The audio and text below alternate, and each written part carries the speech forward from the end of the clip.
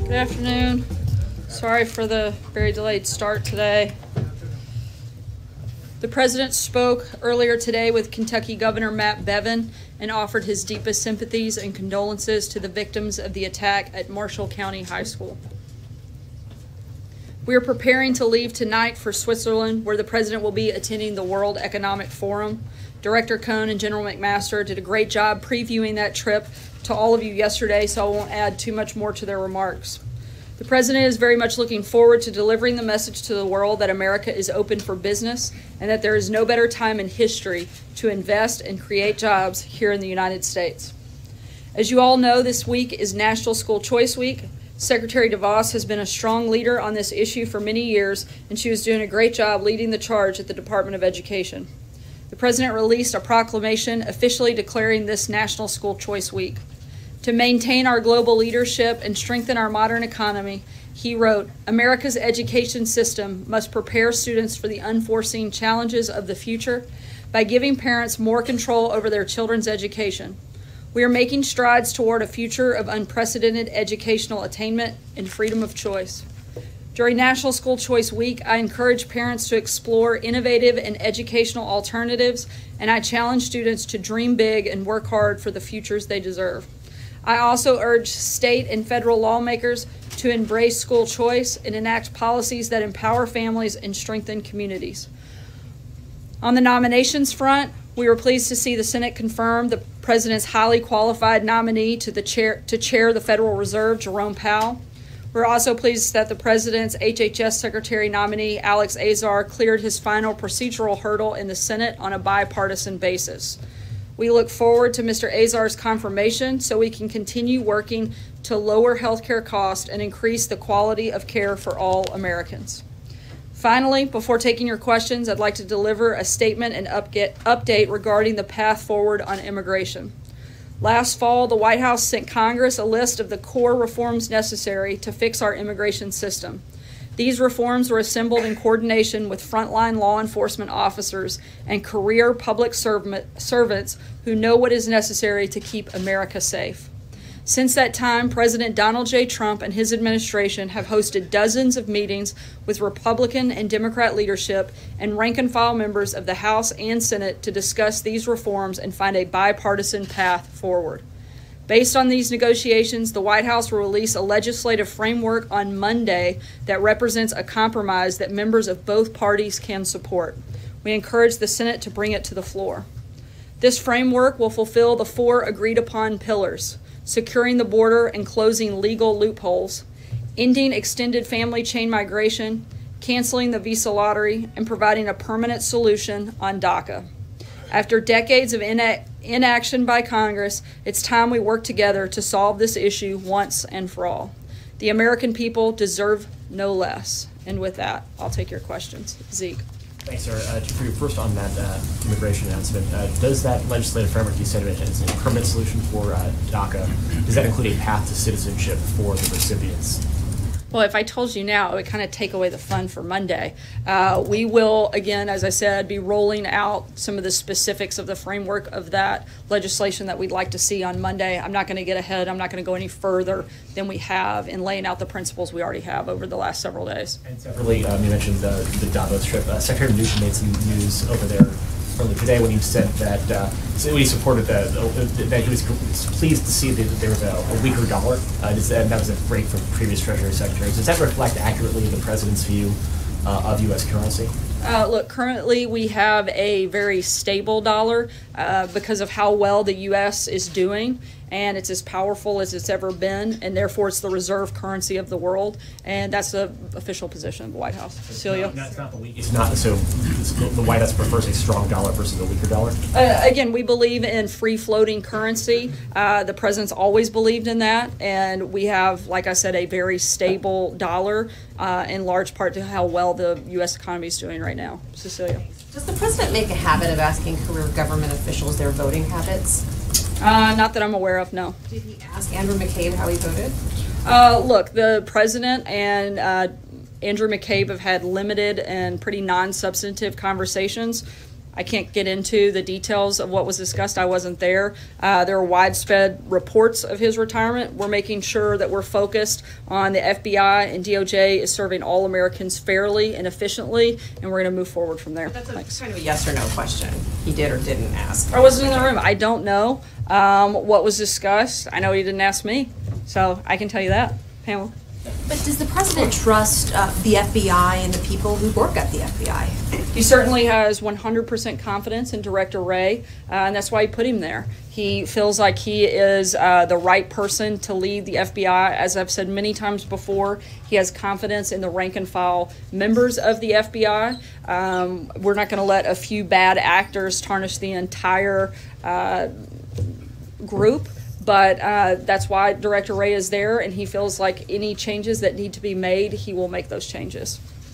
Kevin. Thanks, Sarah. The Justice Department is threatening 23 so-called sanctuary cities, including New York, Chicago, and Los Angeles, with subpoenas if they fail to provide documents to show whether local law enforcement officials are sharing information with federal immigration authorities. What's the White House's view on this? And the fallout from that appears to have affected the attendance of some mayors to today's event. If you would comment on that, I appreciate it. The White House has been very clear that we don't support sanctuary cities. We support enforcing the law and following the law. And that is the Department of Justice's job, is to do exactly that. And if mayors have a problem with that, they should talk to Congress, the people that pass the laws. Department of Justice enforces them, and as long as that is the law, the Department of Justice is going to strongly enforce it. How will that impact the White House's relationship with some of the larger city mayors in this country with whom this White House has pledged to not only work hand in hand on some major policy issues, in particular with infrastructure? Look, we would love to be able to work with these mayors, particularly on issues like infrastructure and other things, but we cannot allow people to pick and choose what laws they want to follow. If we have a country with no laws, then nothing matters. So we cannot allow a few individual people to decide that they don't want to follow the rules. You guys wouldn't be allowed to do that in your own networks and outlets, and the federal government cannot allow people to act independently and completely ignore the law. Major. In the development of this compromise framework that you're going to release on Monday, how closely did the president and his staff work with the House Republican leadership? Look, we've been working with both House and Senate members. We've had dozens of conversations with them, and the framework that you see on Monday will be born out of a lot of those conversations that we've had with a number of members, both Republicans, Democrats, House and Senate. The president's belief that once that's presented, that would be a package that could pass the House of Representatives. We'd certainly like to think so. Again, we've taken into account all of the conversations that we've had, both at the presidential and the staff level, and tried to incorporate that into what we think addresses all of the different things that we've heard from the various stakeholders throughout the last several months. Would be able to pass the House and the Senate, and that's the I don't think a legislative package that can't pass both houses doesn't help us much. You understand the difference. The perception is in the Senate, it would come down in one form and would not be passable in the House. My question is, do you think you can bridge that? And is the point of this framework, based on your conversations, to do precisely that? Absolutely. We want to see a legislative package that addresses the four things that we've laid out that can pass both the House and the Senate and make it to the president's desk so that we can help actually fix our immigration system. And therefore it's different than what you previously discussed either with Senator Schumer or Lindsey Graham or Dick Durbin or Representative Goodlatte. It addresses the four principles that we've talked about all along, and we think, again, takes into account all of the conversations that we've had over the last several months. John? Thanks a lot, Sarah. Steve Bannon, the former chief strategist for the president, in the next few weeks will likely come before the special counsel's office to submit to an interview with the special counsel's office. Will the president be invoking executive privilege to prevent any part of his testimony? I can't speak to the specifics of that. I can tell you that the White House has been fully cooperative and will continue to do so. The privilege of executive privilege is one that only the president can invoke, and as you may recall, he did not invoke it for when former FBI Director James Comey testified before the Senate Intelligence Committee. As you've mentioned many times, the president has mentioned many times, there is no collusion. I'm glad you guys are starting to echo that too. If you could say it more and more when you're on your networks, that'd be really helpful. Why would the president want to invoke executive privilege? After all, he didn't do so for the former FBI director. Look, I'm not going to walk through hypothetical conversations or negotiate with you guys. That's something that the attorneys are going to do. I can tell you, once again, the White House will remain and continue to be fully cooperative with the special counsel and allow them to work through their process. Right here. Go ahead. Yeah, so the president on immigration seems to have positioned himself in the center between the House and the Democrats and the Senate. The Democrats seem to be moving further left and pulling bait and switch on border wall funding. What is the benefit of the president being in that position as negotiations move forward? Look, the president's in the position to lay out a framework.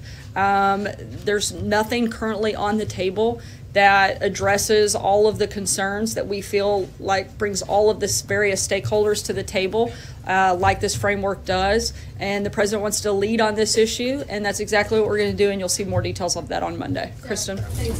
What was the president's reaction to learning that his former national security advisor, Michael Flynn, didn't immediately tell him that he was interviewed by the FBI here at the White House? Look, as you know, I'm not going to get into the details of anything on this case. If you have specific questions on that, you'd have to reach out to the special counsel. Frustrated by that? I haven't spoken to him about that specific issue. Last time he spoke with Michael Flynn? I'm not sure. And does the president still think that Michael Flynn is a quote-unquote wonderful man? I haven't asked him since he made that statement. One final question, Sarah. You told Cecilia that you hadn't asked the president whether he asked how Andrew McCabe had voted. That's one of the stories that's the leading story of the day. You didn't talk to the president? It's not the leading story that most Americans care about. Even all of the polling that any person in here would take, I very seriously doubt that any person in America would list that as an issue they care about. And frankly, that's what we're focused on. Ask him and get us an answer. I'll let you know. John? Thank you, Sarah. Two brief questions. First, housekeeping matter.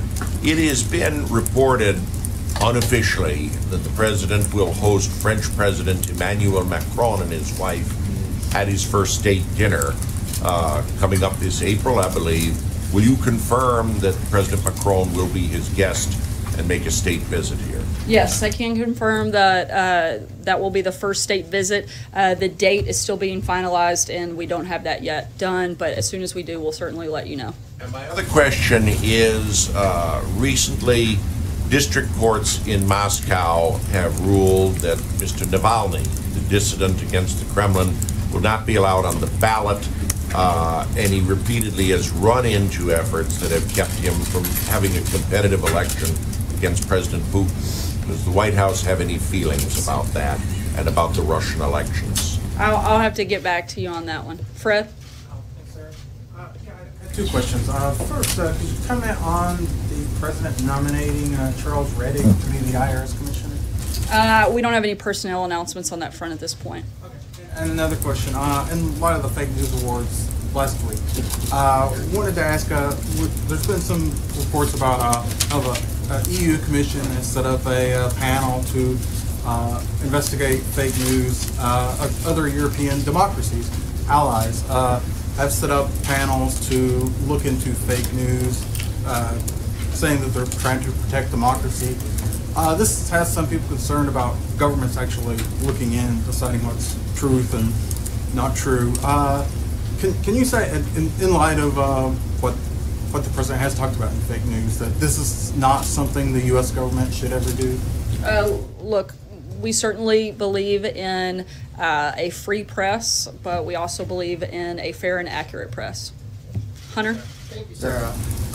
Was the president speaking more metaphorically when he promised to build a solid wall that was over 30 to 50 feet high along the border? Look, the president's always guaranteed he's going to build a wall, and that's exactly what he intends to do. Over the past several years, I know he's talked about what that could look like. In some places we have natural barriers that you don't actually need the wall, and in other places where it is desperately needed as determined by law enforcement officials and DHS, that's where we would put the wall. Maggie? What does his actual vision of the wall look like, though? I think you'll see some more of those details laid out in the framework on Monday. From the 30 to 50 foot physical barrier? Again, you'll see some of the details laid out on Monday. Maggie? Thanks, Sarah. The President has said repeatedly there was no collusion between the campaign and Russia. Can you define what he means when he says collusion? Is he talking about meetings between officials? Is he talking about information exchanging hands? What does that Look, I think mean? the accusation against the president is that he had help winning the election, and that's simply untrue. The president won because he was the better candidate, because he worked harder, because he had a message that America actually cared about and believed in, and came out in a historic fashion and supported and voted for him. That's why he won. It wasn't because of some made-up hoax that has been created to delegitimize this president. It's because he was the best candidate at the right time that America wanted to see, and that's why he's in the Oval Office today. Sarah, just to follow up, does he think that the reporting from the intelligence community saying that there was hacking that went on done by Russia, does he rejects that? Or does No, he accept- he's addressed that, but that doesn't mean that he participated in it. I think those are very different things. Stating the existence of something happening is very different than having helped make it happen, and you can't conflate the two. And I think oftentimes that's what individuals are trying to do. Right. Does he mean that about himself or about campaign officials? When he says collusion between the campaign, does he mean himself, or does he mean that no one on his campaign could have known anything? Look, I think he's stating for himself and to anything that he would be a part of or know about or have sanctioned, but that would be something that, again, I think he's very clearly laid out. He and his campaign had nothing to do with. Roberta. Sarah, you talked about the stability of the U.S. dollar. But today when Secretary Mnuchin spoke about the U.S. dollar, his remarks sent the dollar down to a 3-year low. So I'm wondering whether the White House has concerns about the way he casually talked about the value of the dollar, and whether you can say unequivocally whether the White House believes in a strong dollar policy. Yeah, as I said, we also believe in a free-floating currency, and that's always been the president's belief. We still very strongly believe that we have a stable dollar, and that's a good thing, and that's why it is the reserve currency. I don't have anything else further to add on that front. Sajir? Thanks, Sarah. Does the White House still maintain its commitment to Representative Meadows and to Senator Tom Cotton that they would have a consultation and sign off on any bill, and were they consulted in this legislative training? Again, we've been consulting with both of those individuals as well as a number of other members of Congress, and incorporated a lot of those thoughts and ideas into this framework that you'll see on Monday. Take one last question, Peter. Sarah, let me ask you. On Tuesday, it was a high school in Kentucky. Monday, a school cafeteria outside Dallas, a charter school parking lot in New Orleans as well. There have been 11 shootings at schools in the first 23 days of this year. In October, after the Vegas shooting, you said it was an unspeakable tragedy from that podium, said it was a day for consoling survivors and mourning those who we lost. But you said there's a time and place for political debate. What has the president done in the time since October to try to prevent any of these shootings from taking place? Look, I think first and foremost to recognize that any loss of life is incredibly sad, and any shooting at any school across this country is something that should never happen. Students fearing for their lives while they're attempting to get an education is unacceptable, certainly in this administration and by this administration. The president believes that all Americans deserve to be safe in their schools and in their communities. We've had 2 years of increased violence prior to the president taking office. We've tried to crack down on crime throughout the country. The president instructed his administration to make the recent crime wave a top priority. Some of the things that they've accomplished in that process and been focused on is they've charged more defendants with violent crime offenses than in any year in decades. They've charged the most federal firearm prosecutions in a decade, and they've convicted 1,200 gang members and took down numerous drug trafficking organizations, all in an attempt to help create safer and better communities and certainly safer schools. Thanks so much, Wait, guys. Sarah, to be clear, you said we all agree that we want students to be safe at schools. That's not in dispute. And we all agree we don't want there to be crime. But what is the president specifically doing?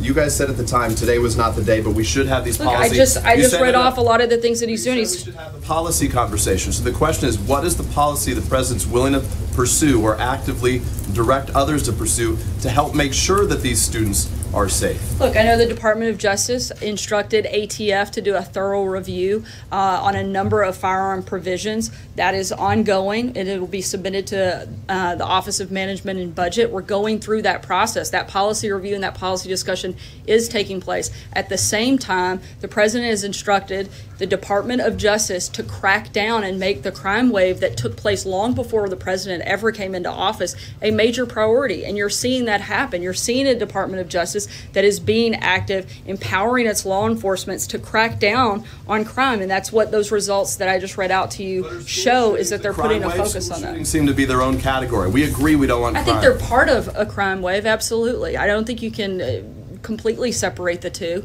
They are a part of domestic violence, and I think that it certainly would be part of a crime wave that we are focused on addressing, and you can see some of the things that we've done since taking office. For the nation and tell Americans how he feels about this issue and try to do what he can with the bully pulpit I think he has, Peter. I mean, to sit there and question, I'm sorry, hold on. I was polite and let you finish, but let me be very clear on this. The fact that you're basically accusing the President of being complicit in a school shooting is outrageous. It's his advertisement that accuses the Democrats of being complicit on a different topic. I'm not accusing the President of anything. Ignoring the fact of the safety and security of our borders is very different. The President has been very clear and instructed the top law enforcement agency in this country to crack down on crime and to do everything they can to prevent these types of things. We've talked about it here numerous times, and we're going to continue moving forward in that process. Thanks, guys. The President still 100%. That was the White House press briefing with Sarah Sanders. This is the post show here at Right Side Broadcasting. Welcome. I am Steve Lookner. As usual on our post show, we're going to be taking your comments on the air. So what did you think about the briefing? Write to me on Twitter. I am at Lookner, at Lookner. We want to hear from you. What did you like in the briefing? What did you not like? Is there anything you wanted that you thought was particularly interesting? Or anything you wanted to be asked about that wasn't asked about? Give me a shout on Twitter, at Lookner, at Lookner. A special thank you to our moderators in the chat room who are moderating the chat today. We got Common Sense and Gleno on the website. And then who do we have in the YouTube chat? Well, I'm looking. In my limited, I see Roger Vega is there. I see JC is there. I'm guessing some others have been in and out too, so thank you to the moderators. Before we get to your comments, which again, you should write me on Twitter, at Lookner. Oh, I should also mention, we are viewer-supported here at Right Side Broadcasting, so if you like having a place to go that's not the mainstream media to follow the news and to talk about the White House press briefing and other news stories, please consider donating. You can donate by going to the bottom of the YouTube chat. Click on the dollar sign there. It's a little gray dollar sign at the bottom of the chat. And you can donate that way, or go to rsbn.tv/donate, rsbn.tv/donate.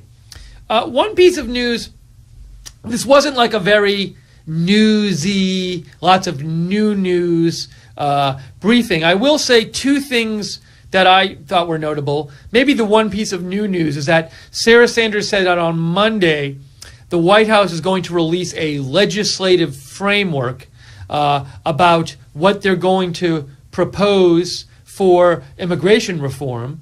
And she said it'll be a compromise on immigration reform and will include a permanent solution on DACA.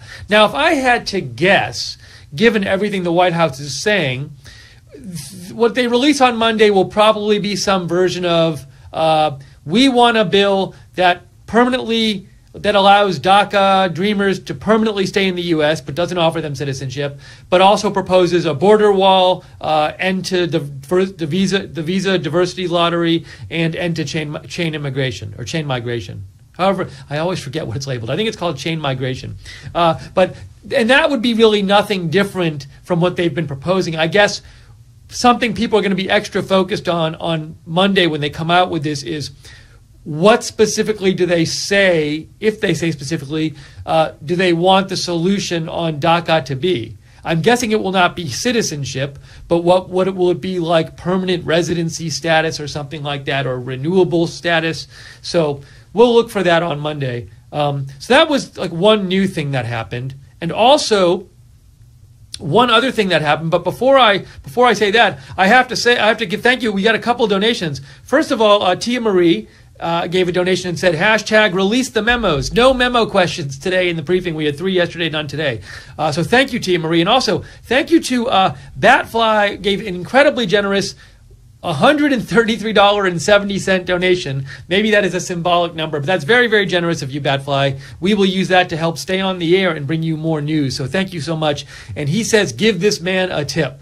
Well, it's not, you're not giving, me, the tip is not for me personally. It's to help our network stay on the air when you donate. So thank you, Batfly and Tia Marie, very much appreciated. And especially Batfly for that very generous donation. We really appreciate that. So the other thing before we get to your comments, so again, in a minute we're going to get to your comments, and I want to hear what did you think about the briefing. So write to me on Twitter, @Lookner, @LOOKNER.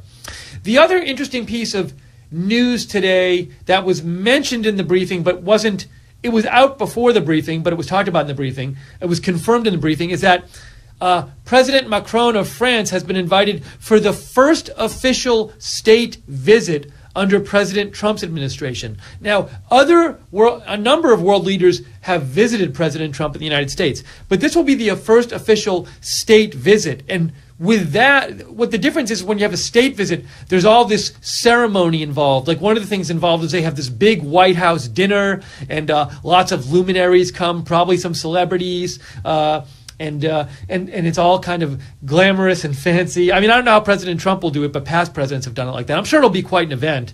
And I want to just show you, I had read a little before about what's involved in a state visit. Let's see if I can find that article I found before. Let's see here. Is this the one? So, yeah, so this article on CBS says, oops, once again I have to wait and pause the autoplay video, which every website has. CBS News article here, they say, so the visit is scheduled for the end of April and will entail a white tie dinner and a speech to Congress. I think I read that there was also going to be some kind of big, like, multiple gun salute to him. So he will be speaking to Congress. We will bring that to you, President Macron of France.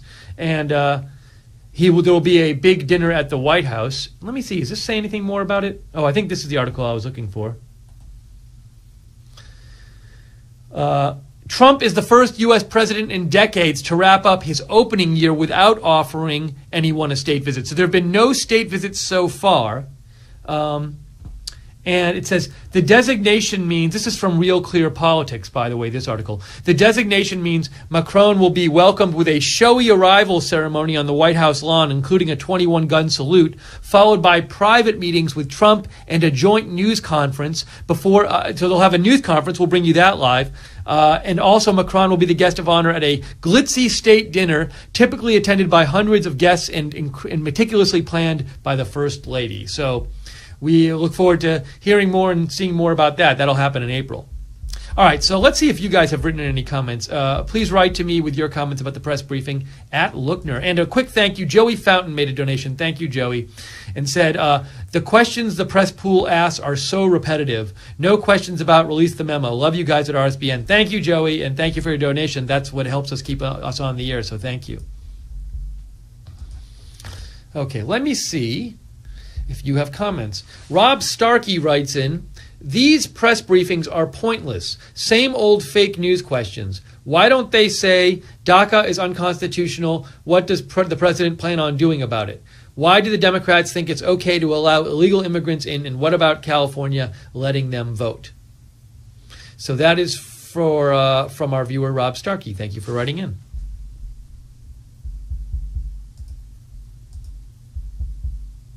Let me just make sure I'm all caught up on messages here. I think I am caught up here. There was a couple other things, little news items that were talked about today in the briefing. So some mayors were supposed to meet with President Trump today, and I believe the main topic they were going to talk about with him was infrastructure. However, a couple of mayors, including New York's Bill de Blasio, New York City's mayor Bill de Blasio, pulled out of that meeting today because of an announcement about sanctuary cities that was given by, I think, the Justice Department. Let me just give you a little information on that story. If I can find it in brief form. So here's the story right here. Hang on. Again, I got to wait to stop the autoplay video, which plays on every single news site. DOJ threatens to subpoena sanctuary cities, prompting mayors to boycott Trump meetings. So the story here from today is that the Justice Department threatened to subpoena 23 jurisdictions if they don't turn over information about their sanctuary policies, triggering a backlash from mayors across the country who pulled out of the White House meeting today. So for example, Bill de Blasio posted this. He said, "I will not be attending today's meeting of the White House after President Trump's Department of Justice decided to renew their racist assault on our immigrant communities. It doesn't make us safer and it violates America's core values." Now, I believe he was already in D.C. for the meeting. Now, something I said on my Twitter, well, I said something like this, but a point I was making is that, in giving up this meeting, Bill de Blasio is giving up a chance to personally lobby the president for New York City's infrastructure needs. So to me, any of these mayors like Bill de Blasio who said they're not going to go to this meeting today, I mean, if they wanted, they could have just gone to the meeting, told the president, lobbied the president, and told them how much their city needs infrastructure. And then afterwards, he could have posted a tweet saying, while I went to the meeting because we need infrastructure, I really don't approve of the president's sanctuary city policies. Or he could have had a press conference after. It's just odd to me that if you're a mayor and you're representing your constituents, and I presume New York City, like pretty much every city, could use more money for infrastructure. New York City definitely could, believe me, with all of the issues they've had with like the subway and stuff. So definitely they've had huge subway issues, but there are constantly infrastructure needs in New York. So why not just go to the meeting? I don't think Bill de Blasio gets lots of chances to personally interact and lobby the president and talk to him about infrastructure. Take advantage of the meeting, and then if you want to complain about it, complain about it. I mean, I don't think President Trump is going to be any more mad if you send out a tweet about the sanctuary city policy after the meeting than if you just skip the meeting. So since it's not going to upset anybody anymore, why not just go to the meeting and lobby for your constituents to get infrastructure money? Maybe I'm crazy. That's how I see it. Why not lobby for your constituents? And then if you want to complain about the sanctuary city policy, you can do that as well. I feel, if I was a constituent in New York City paying taxes, I would say, well, why didn't you just go to the meeting and then complain after if you want to? But I want you to go to the meeting and ask for more infrastructure money for us. But that's just my opinion. Anyways, all right. So let me see if you guys have any more thoughts on the briefing or any of the news stories like this. Oh, but anyways, this was asked about during the briefing. Sarah, the reason I brought it up is because Sarah Sanders was asked about this whole thing today, and she said if mayors have a problem with the sanctuary city policy, she said they should talk to Congress who passed the law. And something else Sarah Sanders said is the White House thinks that she said we can't allow people to pick what laws they're going to respect and enforce and abide by. And so the White House opinion is like, look, sanctuary cities are not legal, and that these mayors in these cities that perpetuate them, they're not following the law. So that's what Sarah Sanders said. Belinda Belk writes in, I don't know about Sarah Sanders, but I was ready to slap that Peter guy who kept trying to trap her into dissing the president and his policies. So what you're talking about is at the end of the briefing, there was an exchange between Sarah Sanders and Peter Alexander of MSNBC, or is it NBC? It's one of the two. I think maybe he works for both. But he was asking basically, he said there have been a number of school shootings this year already. What is the president doing to prevent school shootings? And it was only supposed to be one question, and she said, okay, that's it. And then he kept asking questions, and she kept responding. So it went on for a little while. Maybe I'll show you that exchange, because it was interesting how long it went on for. It was probably 4 or 5 back and forths. So let me see if I can just show you the exchange. Let me call it up here. I'm going to my page.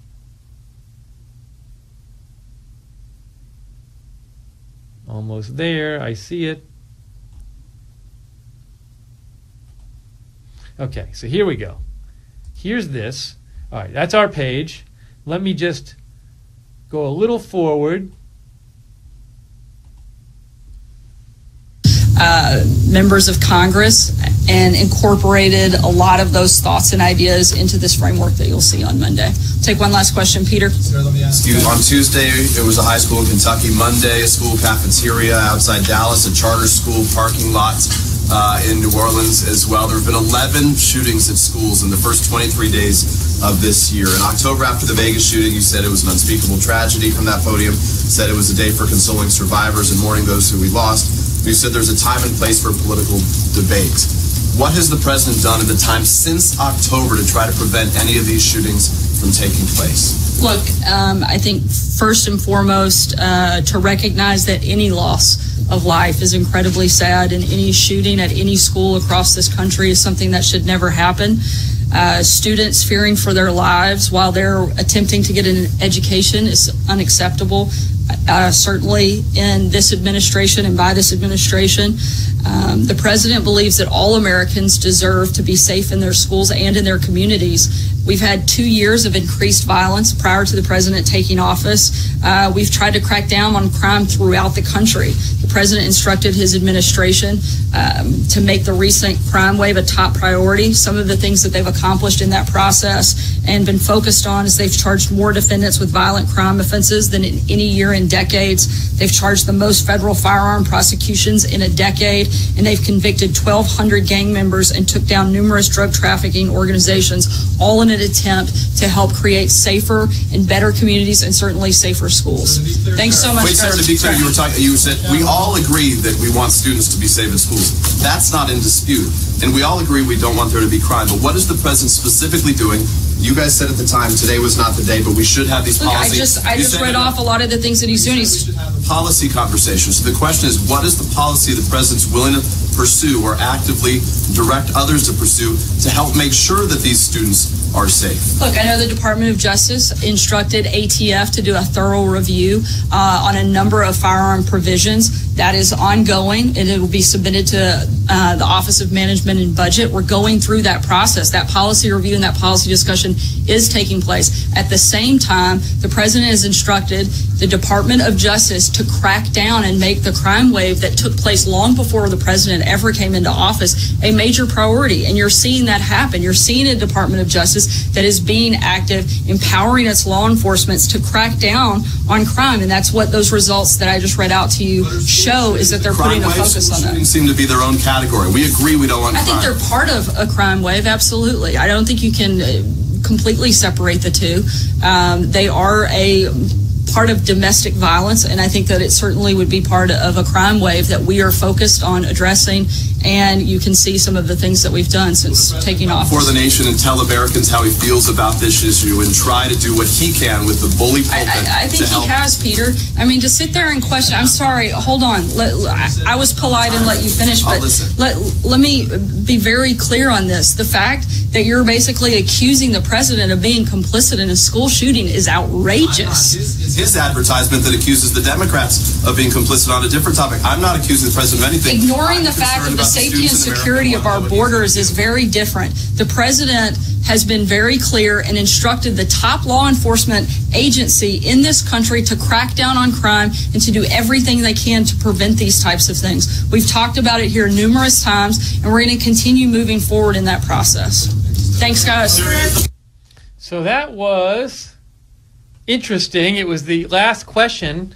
I don't recall ever seeing that before, when the last question went on for that long. And it was also interesting because she said the last question and he asked and she answered and she's like, okay, she was about to walk off, and then it went on for like 4 more exchanges. So that was interesting. If you have any thoughts on that or anything else from the briefing, give me a shout on Twitter at Lookner, at Lookner. Thank you to John Carter, who made a donation and said, love RSBN, thank you. That's how we stay on the air, is your support. We are a viewer-supported network, so if you like having a place to go for your news that's not the mainstream media, please consider making a donation. You can just go to the bottom of the YouTube chat and click on the $ sign at the bottom of the YouTube chat, or go to rsbn.tv/donate, rsbn.tv/donate.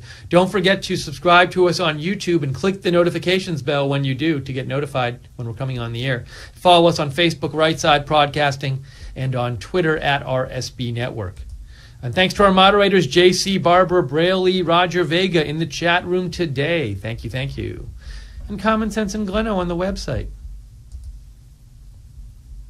Roxanne Love writes in, I'm in California. I love my state, but strongly dislike its leadership. I'm all for Trump defunding this state. I'll bite the bullet for my fellow Americans. Hashtag no DACA, hashtag MAGA. AM writes in, I support and voted for Trump, yet I must say I am very disappointed that he, through Sarah Sanders, is talking about a compromised DACA deal when he promised us and all the mothers, fathers of those who had their kids killed by illegals that there would be no DACA. Tying DACA to building the wall was a huge mistake, in my opinion. Andrew Sova writes in, as much as the press talk about Russia colluding with our election, and of course they shouldn't, but why is it that our press speaks on other countries' elections? Are you saying that the press, I think what you're saying, Andrew, is like the press complains about Russia colluding in our election, but you think, and they complain about that, but then they try to influence other countries' elections or something like that? I'm not, feel free to clarify, Andrew. I think I see what you're saying, but I don't want to mischaracterize what you're saying. So you can always write back and say a little more if you'd like. Release the Memo writes in, thanks for covering this. Always look forward to your fair coverage and actual news presentation. Thank you, Release the Memo. Glad you are enjoying our coverage. LT writes in, so now the lost messages on the FBI phones are glitches. Haha. Is that a news story? That came out today, or are you just commenting on the existing story?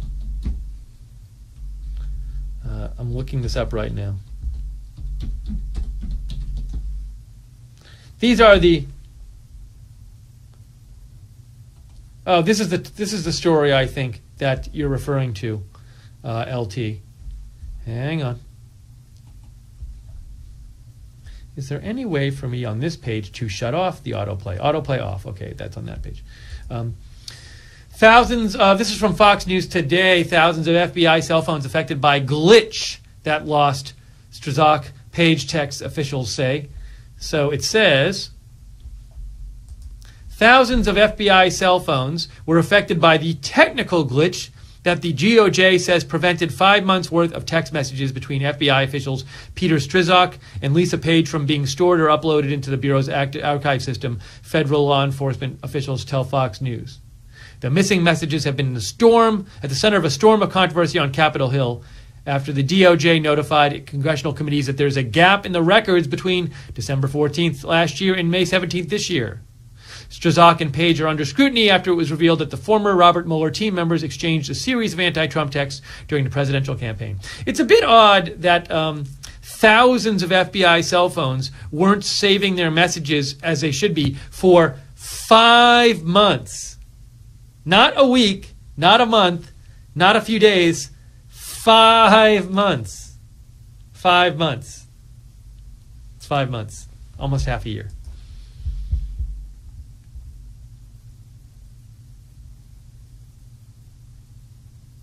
Release the Memo writes in, Sanders was in her power black blouse with the pearls. She wasn't in the mood for anyone's crap and almost seemed like she knew something juicy.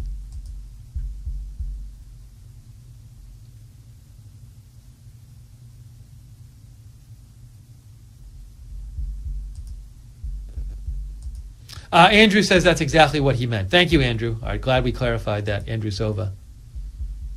We're going to be on the air a few more minutes here. So if you have comments you'd like to make about Sarah Sanders' press briefing or about the issues she was talking about, give me a shout at Lookner on Twitter, at Lookner.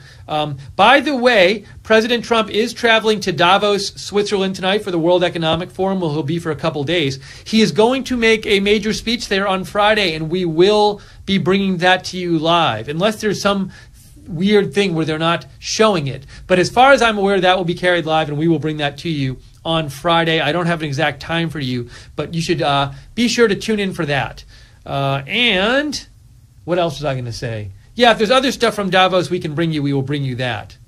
I feel like there's some other thing that's going to happen that we're going to televise. Oh, and the State of the Union. When is that? That's next week, isn't it? When is the State of the Union? That's on next Tuesday. Next Tuesday, less than a week away, we will have full gigantic coverage of that, of the State of the Union address, a pre-show, a post-show. So mark that on your calendar. That's Tuesday night, January 30th. The speech starts around 9. We will come on before that. We'll post and let you know when. But 9 Eastern, we will definitely start coverage before that, and we'll have coverage after it. So mark that off on your calendar. Join us for the State of the Union address next week.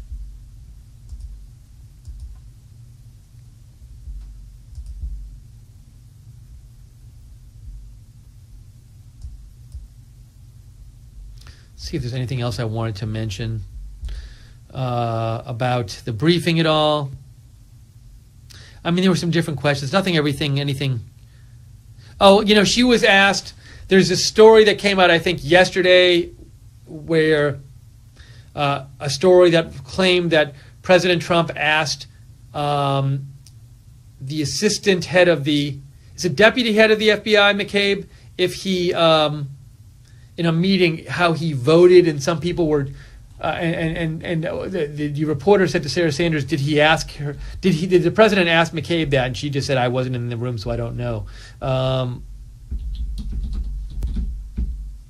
Let's just see if I can get you the headline of that story. So this is from the BBC. The story is, Trump asked acting FBI chief Andrew McCabe, when he was the acting FBI chief, how he voted. So that's according to a U.S. I don't know if that was in the Washington Post, I believe. Anyways, so she was asked about that, but she said she didn't know if he asked them that. Then she said he didn't ask me who I voted for. That's what she said.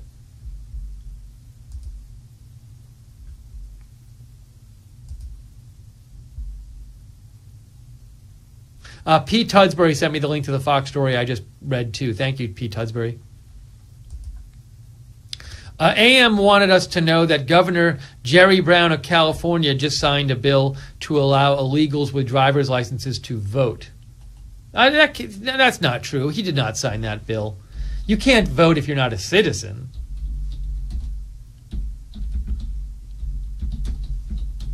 See if I can find the story and clear this up. There's a story from 2015, but that's not now. Yeah, I'm not aware of any of that being true. It would seem to not be true. I think you have to be a citizen to vote.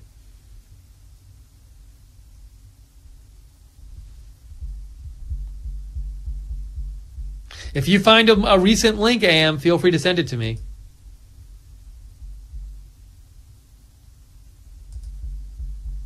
All right, we have gotten to your messages here, and I think we're going to wrap up this post-show. So if there's more news later today, we will definitely come on the air. Hey, we came on the air late last night because of the terrible attack in Afghanistan in Jalalabad on the Save the Children office there. So we will come on at all hours. So be sure to subscribe to us on YouTube and click the notifications bell so you get notified when we're coming on the air. Also follow us on Facebook, Right Side Broadcasting, on Twitter at RSB Network. I post about breaking news throughout the day and evening. So you can follow me at Lookner, at Lookner. Big thank you to Jake Seals for producing today. Great job producing by Jake. You can follow Jacob at JacobRSBN Music, at JacobRSBN Music. And thank you to our moderators again, Barbara Braley, JC, Roger Vega, and Common Sense and Gleno on the website. We appreciate your hard work. So, and thank you everybody in the chat rooms who is saying thank you right now. We got Idan the Man is there. And I see Tia Marie is there. Swoosh is there. Some of our regulars are there. I see Andrew Martineau is in the chat. Thanks all you guys for participating in the chat today on YouTube.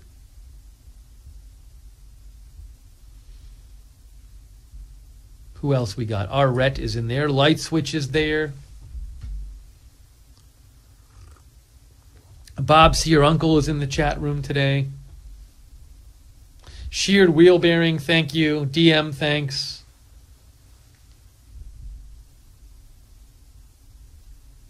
Thank you to Mordrina, Binary Agent, Wicked M333, American Paisa, YouTube 13, Linda. Freckles Are Sweet. Alternate Alternative. Popsy, your uncle says he's not here. Irene Soto, thank you. Propis, Jan Smith. And everyone else there in the chat room, thank you. Okay, we're going to wrap this up. If there's breaking news later today, we'll be back on the air. And again, Friday, we'll have President Trump's speech from Davos. And next Tuesday, we will have special State of the Union coverage for you. But for now, I am Steve Lookner for Jake Seals. Oh, let me say one more time, thank you again to the donors. We really appreciate you donating because you keep us on the air. So to donate, go to any of our live broadcasts. Go to the bottom of the YouTube chat, click on the $sign, or go to rsbn.tv/donate, rsbn.tv/donate. You can even get free stuff like this right side mug by setting up a monthly donation at rsbn.tv/donate. And if you want right side gear, go to teepublic.com, teepublic.com, and search for right side broadcasting there. You can find all kinds of shirts and hoodies and all that kind of stuff there. And we got a donation from Carl Peterson. Carl says, how do I become an RSBN regular? Ha! Well, Carl, you had to, when I say I said I'm seeing some regulars in the chat room, and I was looking at the chat room. You weren't posting, you weren't chatting, Carl, so I didn't see your name there. So if you want to be a regular who I mention when I'm looking at the chat room, you need to be one of the people posting in the chat room. But thank you, Carl, for all your support. So Carl made a donation. He said MAGA all the way. Thank you, Carl. So we're gonna wrap this up right now. And that's it. And thank you, Ophelia, for saying thanks on Twitter as well. We're going to wrap this up. For me, for Jake, for everybody here at Right Side Broadcasting, we hope you have a fantastic day, and we will see you soon with more news and events here at Right Side Broadcasting. Have a good one.